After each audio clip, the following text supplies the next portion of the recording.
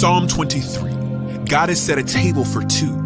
One chair for himself, the king, and the second one, believe it or not, is for you. But of course, the enemy wants a seat at the table too. Anxiety wants a seat, envy wants a seat, worry and frustration want a seat. But don't give the enemy a seat at your table. Look up, go up. You're invited up the mountain of God. Move towards infinite power, splendor, love, and beauty, healing and restoration. When we gaze upon the Almighty, we are changed by the captivation. Empowered to take every thought captive in the battle of the mind. Shame is silenced by his glory, and our future redefined. So draw near to Jesus. The shepherd is good. Our God is faithful. Take the place prepared for you. And don't give the enemy a seat at your table.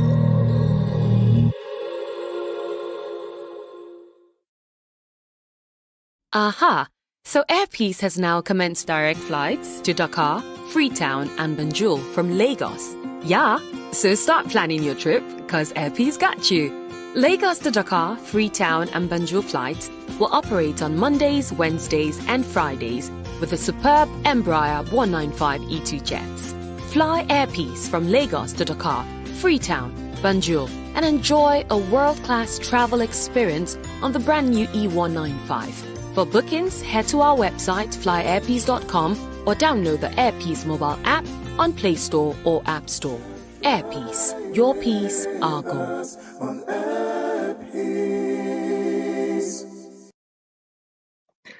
Hello, everybody. Thank you so much for joining me right here on Solomon's Temple. My name is Solomon Izangishons, and it's so good to be with you here.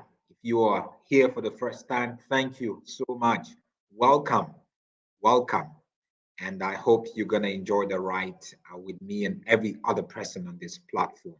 In Solomon's Temple, what we do is we critically look at issues around the church leaderships, and it could be even issues that are outside of the church, but we try to say, how do we bring a Christian thinking to it, or a biblical thinking to it? That's the best word, a biblical thinking to it. So there are different worldviews that people have, and your worldview is basically how you see the world, how you interpret the world.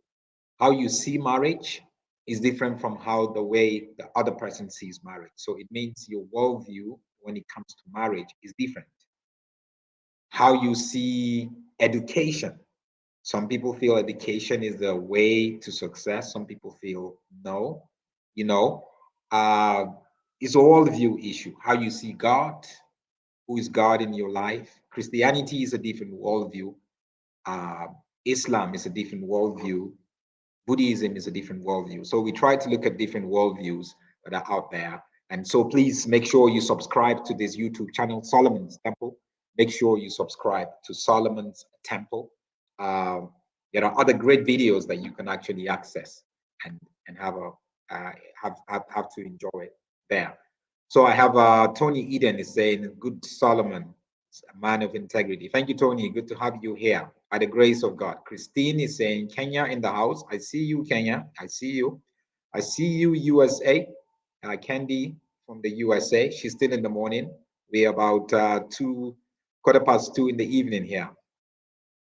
Rose is saying, good evening, Uncle Solomon. I wonder where Rose is from. Hope you're doing well. Uchenna is saying, hello.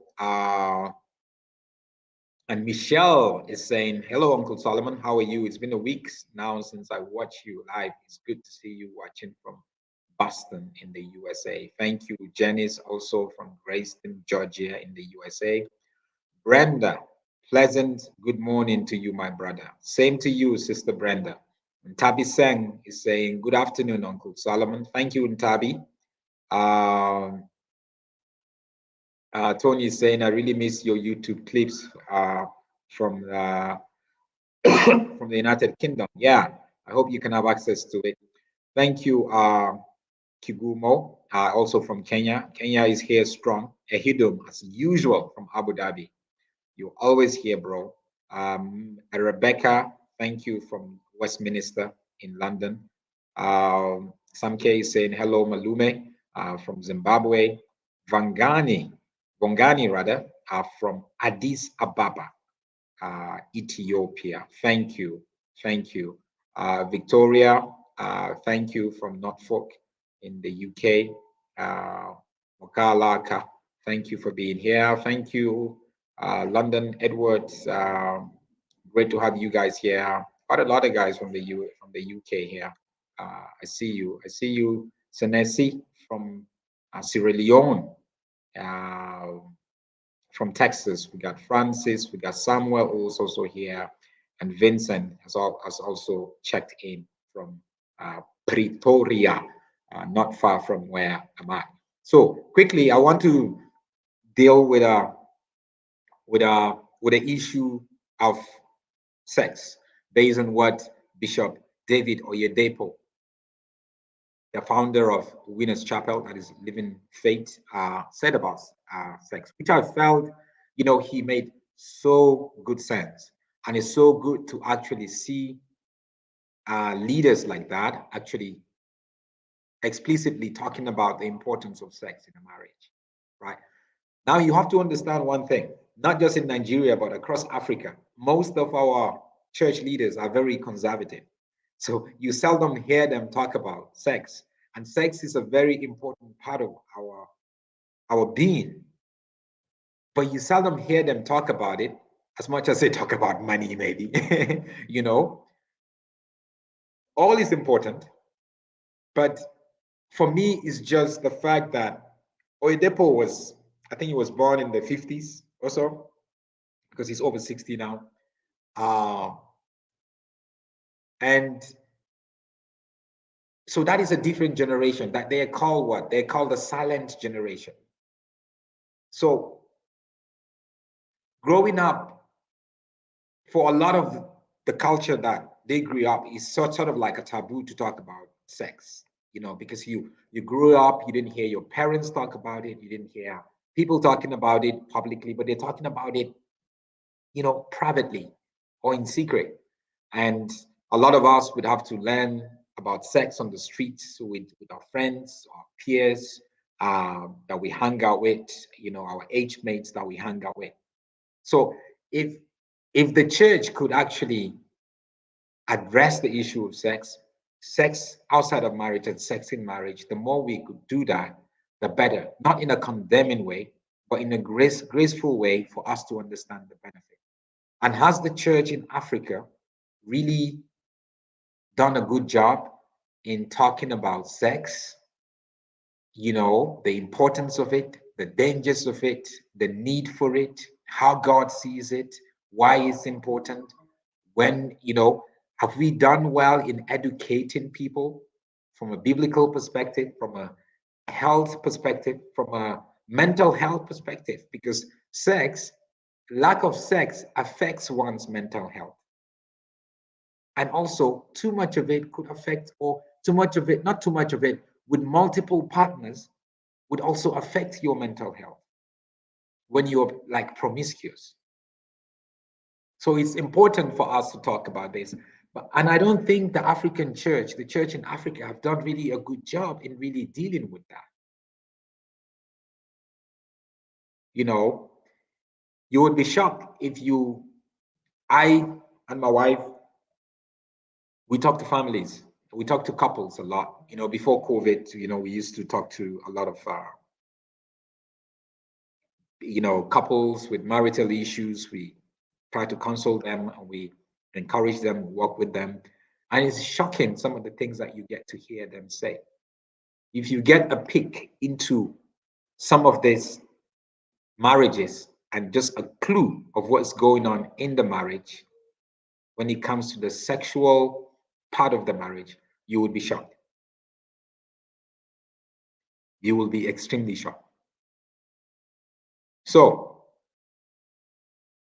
there is a need. If you go to some countries, they actually say that if you force your wife to have sex with you, it's actually a crime. It's not just a crime, it's rape. Your wife, you're forcing her to have sex with you when she isn't ready.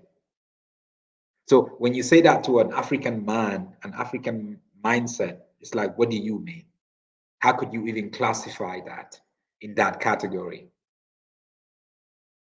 Right? But it's basically, for me, when I see that, it basically exposes the need for sex. And sex is not just one person doing it. Sex is two people doing it. When sex becomes one person doing it, then it becomes sinful. Then it gets to a place of masturbation, because you're trying to gratify your sexual urges, and the Bible is very clear. In 1 Corinthians chapter 7, verse 9, it says, "But if they cannot exercise self-control, they should marry, for it is better to marry than to burn with passion." It is better to marry than to burn with passion. What is that passion? The passion is sexual passion, flesh. If you know you cannot exercise self-control, you should marry. So he's technically saying, he's actually telling me here that a lot of people, if not all marriages, you get into it because you've been burning with passion and you have no self-control, and you need that sexual experience. You need that sexual satisfaction. Maybe once a day, maybe 3 times a week, maybe once a week, maybe once every 2 weeks. People are different, but it takes the two people to do that together. Let's look at actually what Bishop Oyedepo said on sex. I'm sure some of you guys have seen the Facebook post. He made a Facebook post a couple of days ago about it. And let's have a look at it. This is what he posted. Actually, him and his wife, as you can see, this is him and his wife. This is them. But let me zoom into the Facebook post in itself. Excuse me. Yes, so you see, this is the Facebook post from David Oyedepo Ministry. He said, "A sex-starved marriage is heading for destruction. Spouses should be available for each other. Otherwise, there will be a tendency to go where they would be accepted because the burning must be satisfied." You see the burning again. And that is exactly what the Bible says in 1 Corinthians 7:9, isn't it? It said, if they can not exercise self-control, they should marry. For it is better to marry than to burn with passion. And that passion needs to be satisfied. So he's basically talking to couples, individuals, husbands, wives who are in marriage. So if you're not married, you're not the target audience. I'm not saying this is not important for you. Yeah, it is important because you can learn before you get married. You can learn about marriage, about sex and marriage before you get married. But here is talking to people who are married, not people who are living together, not a man and a woman who are living together, not a man and a woman who are doing what they call in South Africa, fat and sit. In America, they call it what? Shocking. Not for a man and a woman who just decided to have kids together and live together without really having any sort of covenant agreement between them. No. He's talking about a man and a woman who entered into a covenant agreement and they are husband and a wife. So he said a sex-starved marriage, any marriage that sex is denied the one person. Either you deny the husband sex, or the wife denies the husband sex, or the husband denies the wife sex. A lot of people say, well, men are the one that are more sexual being than women. I don't think so. I don't think so. I think every context is different. So when a husband denies his wife sex, or when a wife denies his wife, a husband denies his wife sex, or a wife denies her husband sex, they are headed for destruction. Not them as individual first. No, their marriage is headed for destruction. And when the marriage is destroyed, they also would be destroyed one way or the other. So he goes on to say spouses should be available for each other.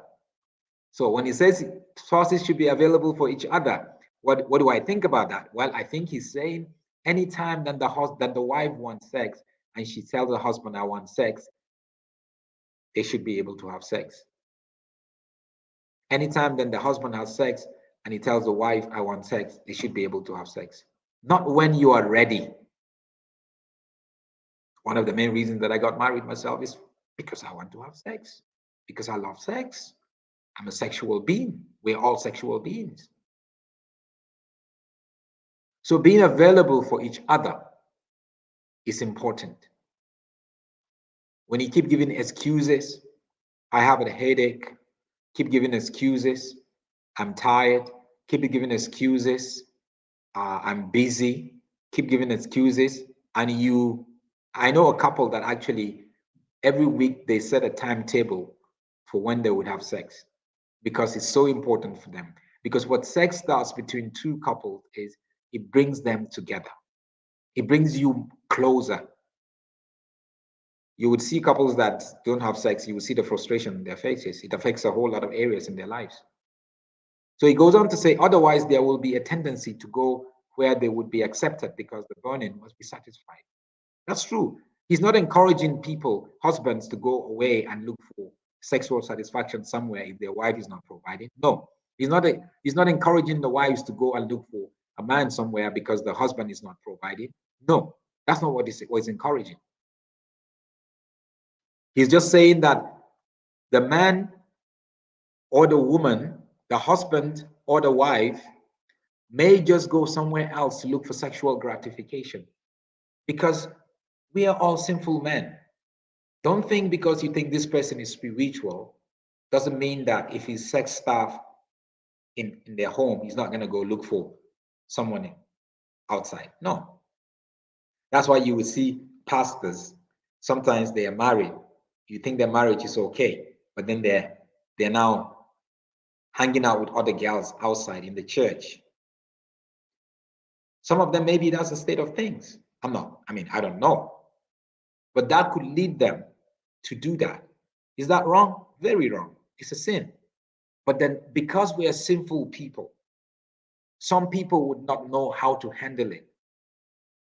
The way the next person would say, look, even if I don't get sex, I'm not going to break my covenant with God and with my wife or with my husband and go look for somebody else outside of my marriage to satisfy my sexual urges. The passion that is burning inside of me. I'm not going to do that. So I think he really explicitly makes sense. Even the scriptures make sense. Here in 1 Corinthians chapter 7, verse 2, it says, but because of the temptation to sexual immorality, each man should have his own wife and each woman her own husband. So what that is just telling us is the husband is the only one that can satisfy the wife. The wife should be the only one that can satisfy the husband. That way, you're going to avoid sexual immorality, a temptation to commit sexual immorality. And a lot of homes, a lot of marriages have been broken because of sexual issues. A lot of it has been broken. In a marriage, sex is a very important part of it. So when the one partner decides to stuff the other partner and not provide they make themselves available for them to have sexual gratification, it's not going to work. Sometimes we want to have sex. My wife doesn't feel like it, but she was like, we just have to do it because I care about you, I love you enough, and I know you have a need. It might be my turn tomorrow. She wants to do that. And the same thing. I might not have not be ready or not feel like it, but you put the other person needs before yours. And that's what marriage is really all about. When we get to that place where we put the other person before us. That's very important. Very, very important. So again, we in a conservative continent like Africa, when we talk about this thing, sex, it is important. We're not explicit when it comes to that. I know we're becoming a bit more liberal and more free to talk about these things, but still, maybe our generation, or maybe the Y generation, or the current millennials are more free to talk about it. But the silent generation, or Generation X, not a lot of people grew up in that sort of context. And even in church, sometimes we don't talk about it enough. That's why we have quite a lot of problems in marriages, because you don't really get prepared for that, or you don't really get educated and taught about some of the challenges, or about how things are going to turn out when you get into your matrimonial home. So that's very important. Very, very important. And it is always important to talk about that over and over again. Let me even just put this finally. Genesis chapter 2, verse 24 says, "Therefore a man shall leave his father and his mother and hold fast to his wife, and they shall become one flesh." Right? They shall become one flesh. Becoming one flesh doesn't mean you get married and then you're one flesh. No. Becoming one flesh doesn't mean you have a ring on your finger, then you're one flesh. No. Becoming one flesh doesn't mean you know, you're just there, whatever. No, becoming one flesh means even in your sexual part of it, your sexual life is a part of becoming one flesh. So sex has a big role in you becoming one flesh. Remember, you're becoming one. And sex unites. Sex brings together. Sex creates unity in marriage. A lack of it is going to create this unity. Unlike the good bishops, Facebook post says, it will help to it would lead to destruction. A lack of it would lead to destruction. I'm sure he realized that even in marriages, maybe, and obviously maybe for him as a clergyman, there've been a lot of marriages, or he'd been talking to people, and he learned that, look, there's been a lot of marriages that are sexually stuff, where they don't get enough sex, or no sex, and all that kind of stuff. You meet couples that will tell you, we haven't had sex for 6 months. 6 months. Like, how is that? 6 months.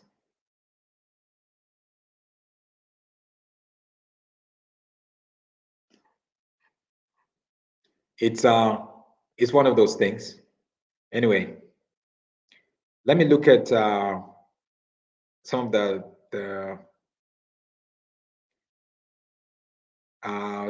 posts that we have here. Pindi Vicky says, if you go outside and they give you monate for me, there is something else coming out. Yeah, when outside is not it. Christine says, churches never talk about sex. It's a taboo. That's right. A lot of churches. We haven't done a good job, to be honest with you, when it comes to talking about sex and educating people. And we have the best template when it comes to sex outside of marriage, sex before marriage, and sex during marriage. We have the best template. Sex for how to educate single people on sex, how to educate married people on sex. The Bible is the best template to do that. But we haven't done a great job in it. Yolanda says, Uncle Solomon, that's why it's very important to go through counseling before marriage, and also be spiritually and mentally ready. That's correct. I did, before I got married, I actually did two premarital counseling. I did that with my pastor, and then I did that with my mentor, who doesn't come to my church and is not part of my church, but he has been my mentor for about 20 years. And we loved it.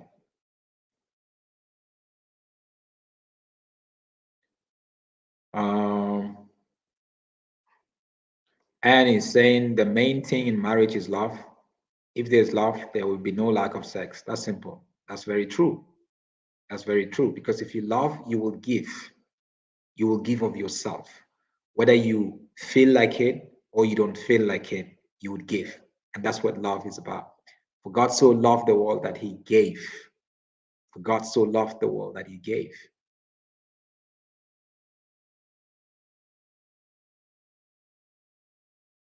Um, Kigumo is saying, what of couples who stay in different countries? That's very difficult. That's very difficult, to be honest with you. That's why it's actually not even ideal and the best thing for couples to say, for married couple to stay away. I've been married for 8 years now, you know, and there was only a time that I did some project in Nigeria that I had to move to Nigeria to be there. My wife was shuttling, but then I was there with my son, you know. Then she moved there and then she comes here. So she shuttles between the two countries. But it was very difficult for me, to be honest with you. It was difficult. Very, very difficult indeed.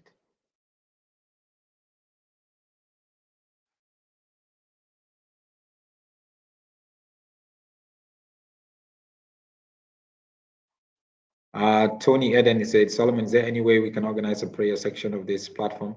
We have prayer on Thursdays, Tony. Tony, just send me a message. Send me a message. Send me a message to this number here on the screen. You're going to see a number there. Send me a WhatsApp message, and I will talk to you about it also. We can see how we can rope you in. UCK, love from Budapest, Hungary. Good to see you. Okay, and finally, Margaret says, sex does not fix the character of a person. No way, sex doesn't fix the character of a person. It may help, but sex is not a character fixer. There's much more. You want to fix your character, you have this to decide to fix your character and look at the sides that you want to. Fidelia says, some men are very insatiable. No matter how you show intimacy, they want and want. They just live with twist more and more and more. That's just the way that it is. It's just the makeup of men. Sometimes I just feel it's not their fault, you know, because they're sexual beings. We're all sexual beings. Ntabiseng says sex is made a taboo subject in a lot of churches, and yet a lot of marriages are collapsing, and usually during counseling, sex is a sensitive issue. That's correct. That's correct. A lot of marriages have suffered.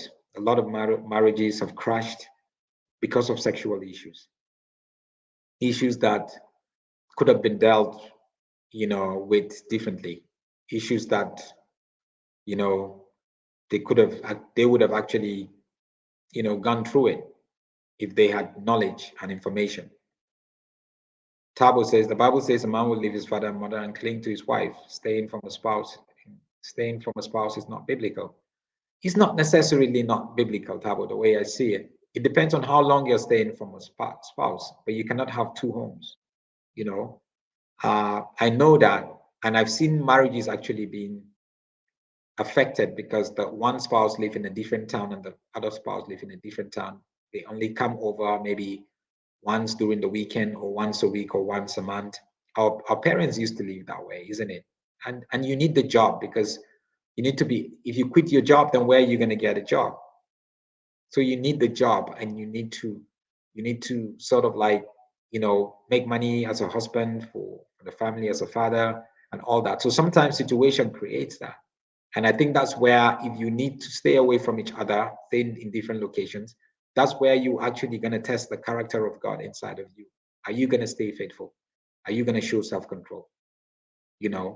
That's very important. Are you going to stay faithful? Are you going to stay faithful? Or are you going to see it as freedom because your family is not there, your wife is not there anymore, so you can do whatever? Because temptations are going to come. Temptations are going to come. Surely, you're not with your wife, you live in a different town, you meet, now you're working with women. Some women would go after you intentionally. Maybe your friends would even encourage you, no, you can have a woman here. It happened. Even in South Africa here, if you know the history of South Africa, where around Johannesburg, they call Johannesburg the city of gold, because around Johannesburg, there are like gold mines around Johannesburg.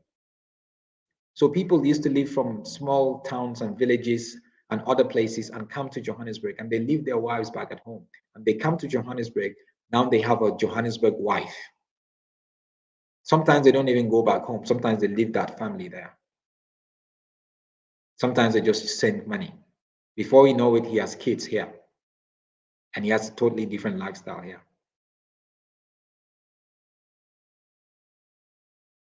So it is important. It is important. It is important for us to understand that it's all about really looking at self and really saying that we need to, when we are married, if you are married, be encouraged.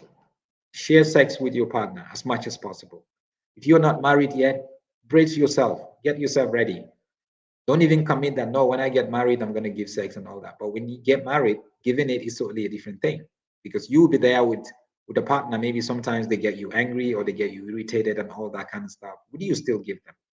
Or would you want to punish them? Because some people use sex as a punishment, as a tool to punish.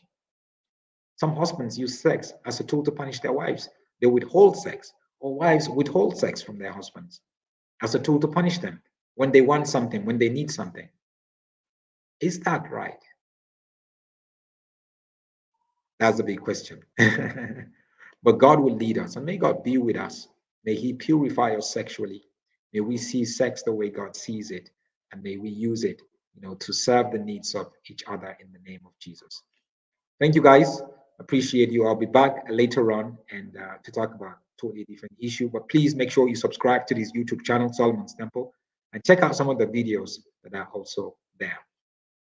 Tony Eden, please make sure you send me a message and I'll check that out. Thank you, guys, and God bless.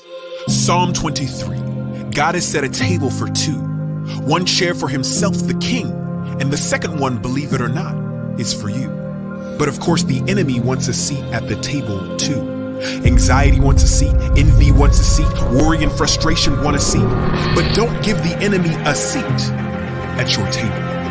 Look up, go up. You're invited up the mountain of God. Move towards infinite power, splendor, love, and beauty, healing and restoration. When we gaze upon the Almighty, we are changed by the captivation. Empowered to take every thought captive in the battle of the mind. Shame is silenced by his glory, and our future redefined. So draw near to Jesus. The shepherd is good. Our God is faithful. Take the place prepared for you. And don't give the enemy a seat at your table.